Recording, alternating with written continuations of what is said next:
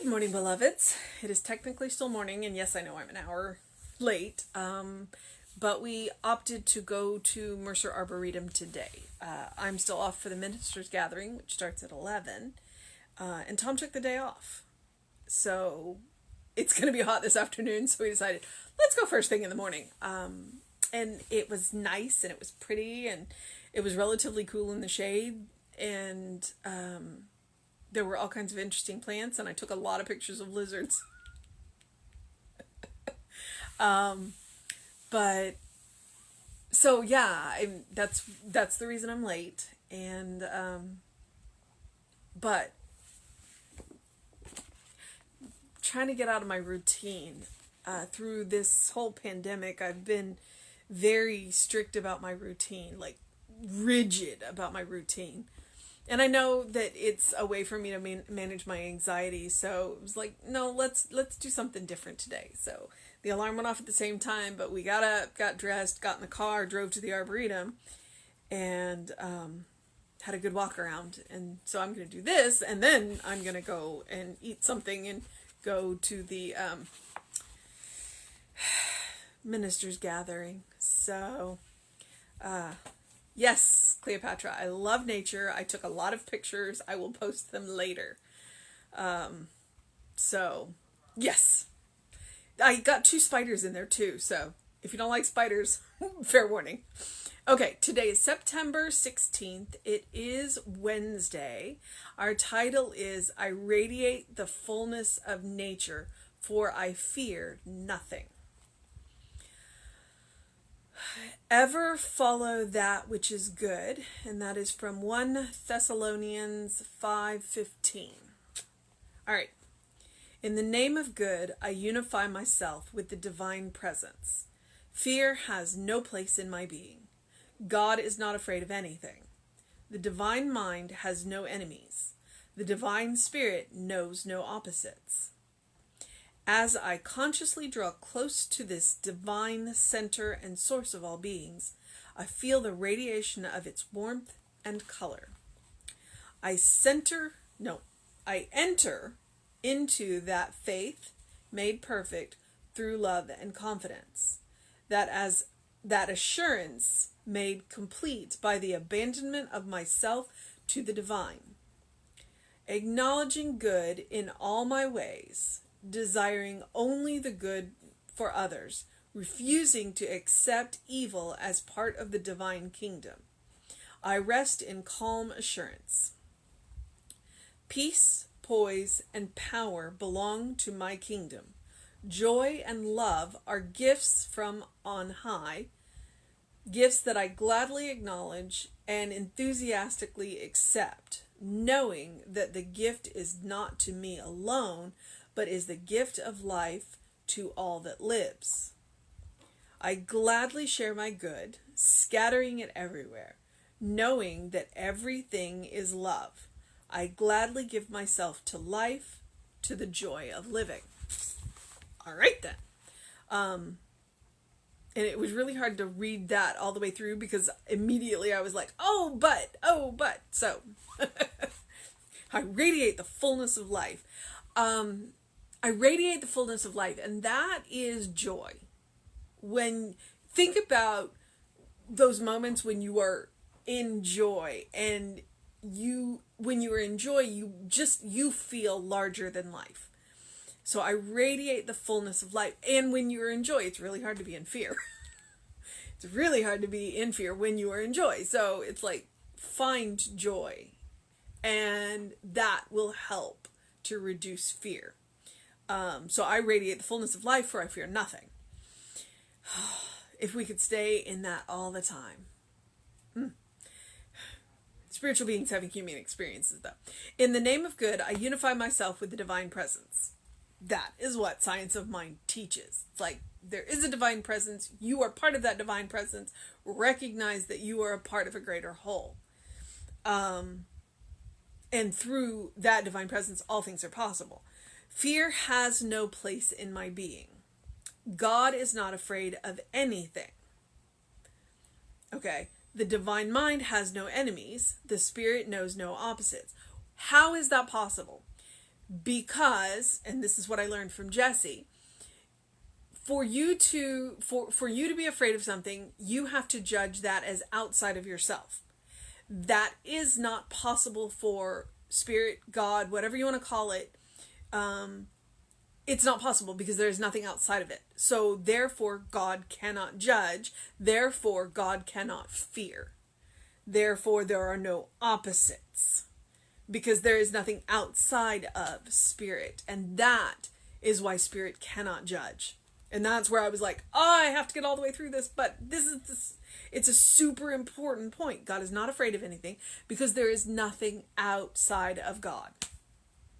The divine mind has no enemies because there is nothing outside of the divine mind. The spirit knows no opposites because spirit cannot judge. Because to judge, you have to be outside, and there's nothing outside of spirit. As I consciously draw close to this divine center and source of all being, I feel the radiation of its warmth and color. I feel, the divine center. It's grounding, it's stable, think of all those words that you think about the center.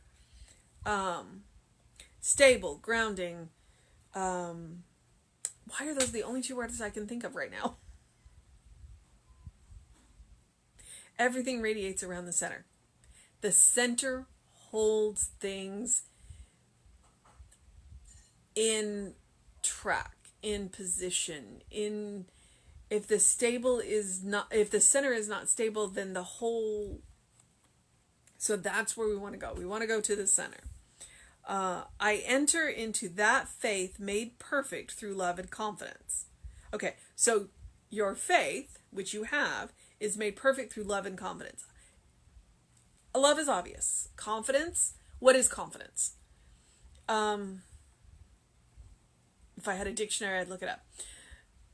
Confidence, it's a feeling, and it doesn't mean that you're not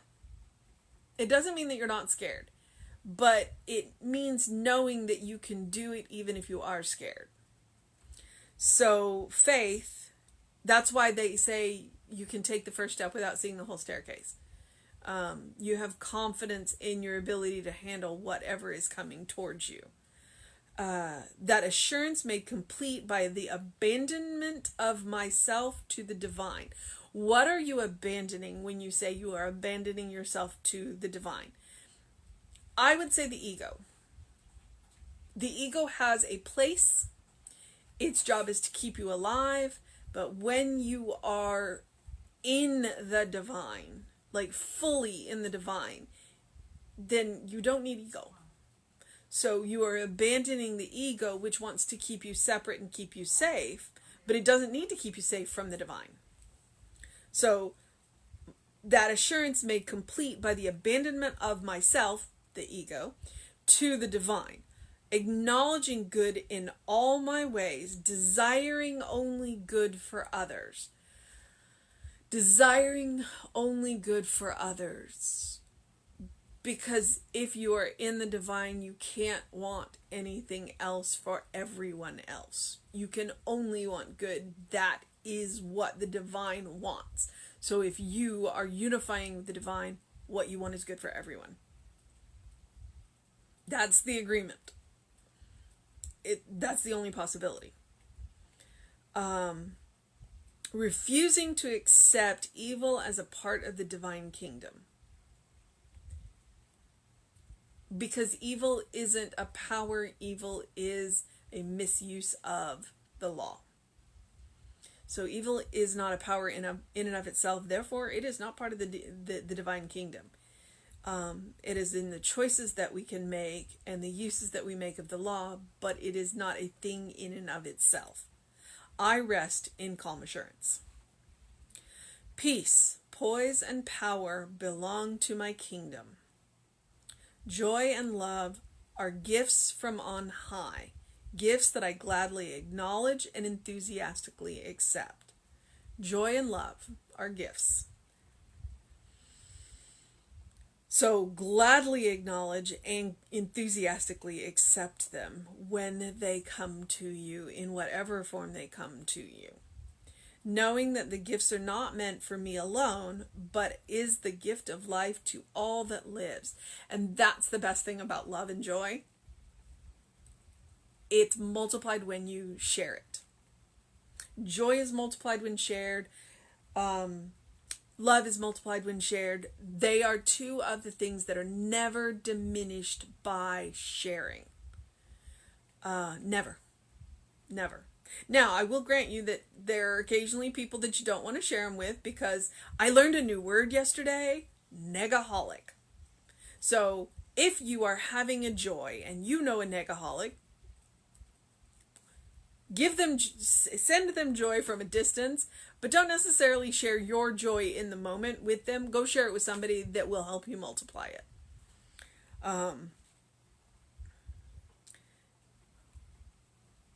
I gladly share my good, scattering it everywhere. Knowing that everything is love, I gladly give myself to life, to the joy of living.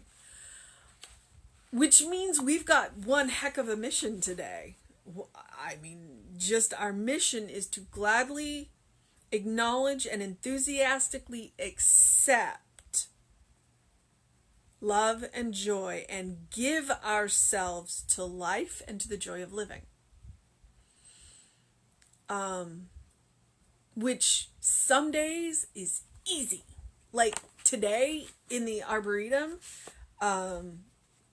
it was easy to be love and to see all of the plants and the trees, and there were still, I know it's September, there were still plenty of flowers, there was still plenty of color.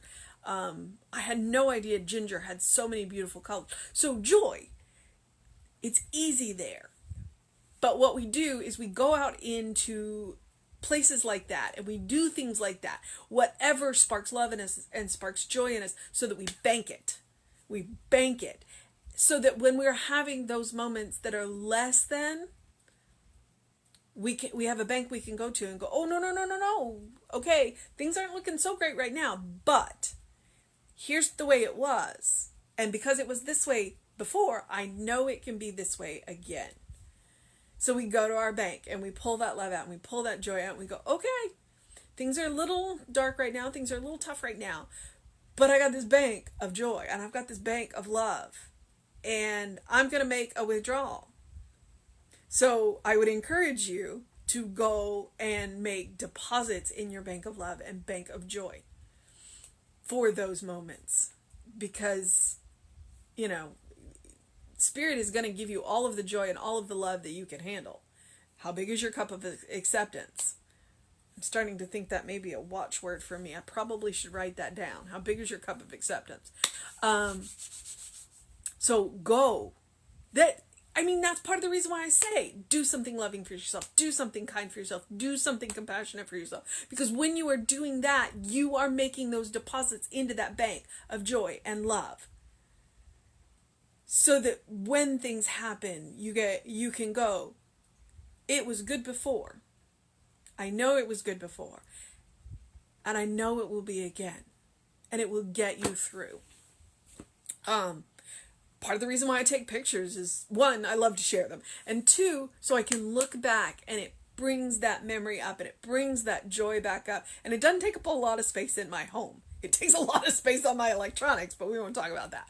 So, do something loving for yourself. Do something compassionate for yourself. Do something kind for yourself. Go make a deposit in the bank of love and joy. It is a beautiful day right now. It's a beautiful morning. It's been a gorgeous morning. Open your windows. Get some fresh air. Get a fresh perspective. Allow yourself to open the windows of your soul. Allow that breath of heaven to come in to remind you live in heaven all the time. We just need to open our eyes, these and those, and see it. And know you are a child of God in whom Spirit is well pleased. So go to the bank today. If you need to make a withdrawal, make a withdrawal. If you can make a deposit, please make a deposit. But there is a bank for joy and love, and the manager of that bank loves you and will not withhold anything from you, and is always happy to accept love and joy. So I am moving on into the process of my day, meaning I need to go eat something before the session starts in 30 minutes. So thank you for allowing me to be late. Reverend David will be on with you around 5 p.m. today. I will be back at 9 a.m. tomorrow because I'm going back to work tomorrow, so I will be on time. Have a fantastic day, beloveds.